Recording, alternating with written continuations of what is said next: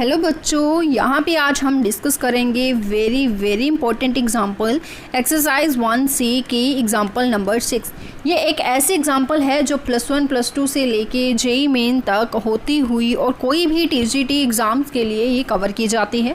बहुत ज़्यादा इम्पोर्टेंट है और अच्छा सा एक रिज़ल्ट यहाँ पे हमें देखने को मिलता है।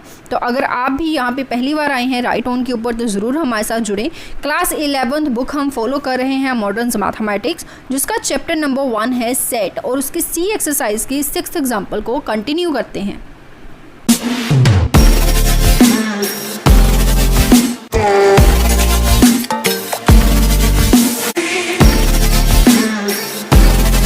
This is your example number 6। तो ध्यान से देखिए, हमें यहाँ पे कहा गया है प्रूव दैट ए अगर बी का सबसेट है, ये चीज़ हमें गिवन है, बी आगे किसी अनदर सेट का सबसेट है विच इज सी, तो हमें ये प्रूव करना है। इसका मतलब होता है दैट इम्प्लाइज, मतलब इसका ये रिज़ल्ट 110% होना चाहिए कि ए सी का सबसेट होगा।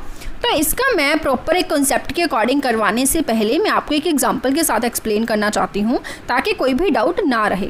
फॉर एग्जांपल, यहाँ पे मैं सोल्यूशन नहीं लिख रही पर आपको समझाने के लिए कि एक एग्जांपल ज़रूर ले रही हूँ।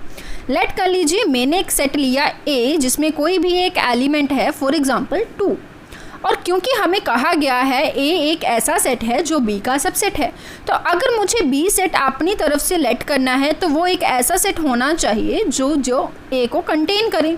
तो इन दोनों को देख के मैं अच्छे से कह पा रही हूँ कि ए मेरे पास बी का सबसेट है।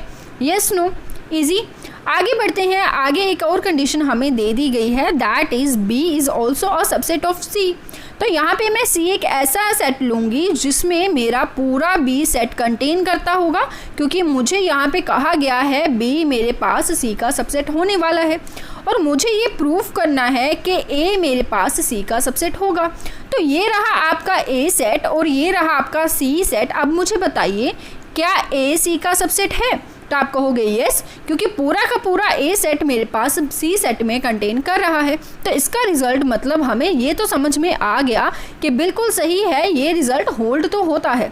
अब इसको एग्जाम्पल के साथ तो हम नहीं लिख सकते एग्ज़ाम में, तो अगर हमें इसे एग्ज़ाम में सॉल्व करना है और जनरल फॉर्म में सॉल्व करना है तो इसे कैसे सॉल्व करेंगे? तो जैसे मैंने यहाँ पे अपनी तरफ से एक एलिमेंट लिया था जिसे मैंने कहा था कि ए सेट इज़ इक्वल टू 2, तो मैं यहाँ जनरली एक एलिमेंट लूँगी जिसे हम ए का नाम दे देते हैं, और मैंने अपनी तरफ से लेट किया कि ए कोई ऐसा एलिमेंट है जो मेरे पास ए सेट में बिलोंग करता है। एम आई राइट? ठीक है। उसके बाद मुझे पता है अगर ए जो है वो ए सेट में बिलोंग कर रहा है तो देन हम ये भी बड़ी इजीली कह सकते हैं कि जो ए है वो बी सेट में भी बिलोंग करेगा। अब ये वो कैसे? क्योंकि हमने अभी सीखा था कि अगर ए बी का सबसेट है तो ए के सभी एलिमेंट्स बी के सेट में होंगे, जैसे कि मैंने 2 की एग्जांपल ली थी, और बी सेट में भी 2 जो एलिमेंट है वो बिलोंग कर रहा था। आगे बढ़ते हैं। सिमिलरली अगर ए बी में बिलोंग करता है तो उसी प्रॉपर्टी को होल्ड करते हुए ए जो एलिमेंट है वो सी में भी बिलोंग करेगा। क्यों? क्योंकि बी जो है वो आगे सी का भी एक छोटा सा हिस्सा है। जो एलिमेंट बी में था वो सी में भी होना कंपलसरी है। उसके बाद अगर बात करें तो यहाँ से हमें ये बात पता चल गई कि जो एलिमेंट ए में था, जो भी एलिमेंट्स ए में थे वो सभी एलिमेंट्स सी में भी बिलोंग करते हैं। अगर ये प्रॉपर्टी है कि वही एलिमेंट ए में है और वही एलिमेंट सी में है, तो उसके अकॉर्डिंग हम इजीली कह सकते हैं कि A is also a subset of C, hence proof. तो ये आपका एक बहुत इंपॉर्टेंट रिजल्ट है जो काफ़ी अच्छा क्वेश्चन आपको देखने को मिलता है। So this is the example number 6। I hope you like the video. If you like the video, don't forget to like, share and subscribe. Thanks for watching.